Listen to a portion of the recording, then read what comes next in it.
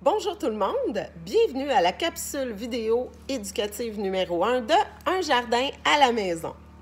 Au cours des premières capsules, nous exploiterons la recherche d'informations que j'ai déjà en partie commencé puisque je voulais avoir du matériel pour travailler la lecture avec vos jeunes. Ce qui est important de retenir lors de la recherche d'informations, c'est de s'assurer de bien valider ses sources. Donc, un petit truc, si vous trouvez l'information dans 3 sources différentes, et si en plus elles sont appuyées par les dires de spécialistes en la matière, alors bravo, c'est gagnant. Petit bémol par contre, faire attention à Wikipédia, parce que Wikipédia, monsieur et madame tout le monde peuvent y apposer de l'information, ce qui peut rendre le tout incertain. Donc, juste vous assurer que l'information que vous trouvez sur Wikipédia, vous la trouvez également ailleurs dans d'autres sources. Les sources que moi j'utilise, que ce soit pour ces petites capsules ou même quand j'enseigne, sont les sites Internet suivants: Féminin Bio, passeportsanté.net, sélection.ca, santémagazine.fr, Jardiner Malin ainsi que canalvie.com. J'ai donc préparé un diaporama qui résume les informations que j'ai trouvées sur quelques légumes, fruits et fines herbes qui se cultivent bien dans notre climat ici au Québec. Je vous encourage à faire votre propre recherche d'informations si vous avez en tête de cultiver d'autres aliments que ceux que je vous présenterai. Parce que c'est agréable et même important de savoir ce qu'on met dans notre assiette et aussi pourquoi est-ce qu'on met ces aliments-là dans notre assiette, en plus du fait que ça goûte bon.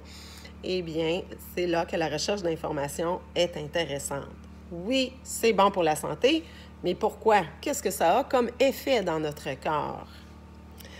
Ça devient plus encourageant de manger ces fruits et ces légumes dans ce temps-là, quand on sait quel effet que ça a.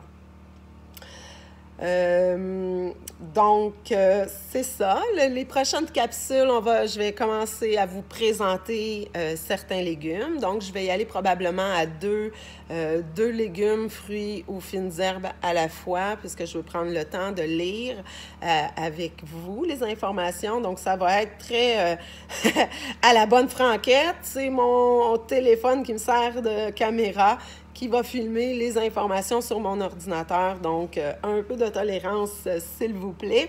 C'est pour le plaisir qu'on fait tout ça et en plus de nous faire grandir dans nos connaissances. Et bientôt aussi, là, on va voir les différentes façons de cultiver les semis. Mais là, c'est encore un petit peu tôt pour préparer ces semis parce que si on les prépare trop à l'avance, les plants seront plus faibles là, quand on va les mettre au jardin. Donc, ça risque d'être la semaine prochaine qu'on devrait commencer ça.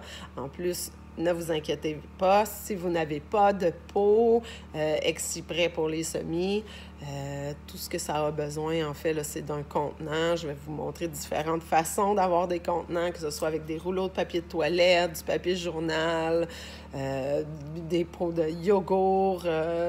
Donc, commencez à garder tout ça et bien sûr, s'assurer qu'on a de la terre. Oui, c'est mieux de la terre pour semis, mais probablement que ça fonctionne quand même là, avec de la terre à jardin, tout ce qu'il y a de plus ordinaire. Hein, la vie ne demande qu'à grandir, ainsi, hop, la vie!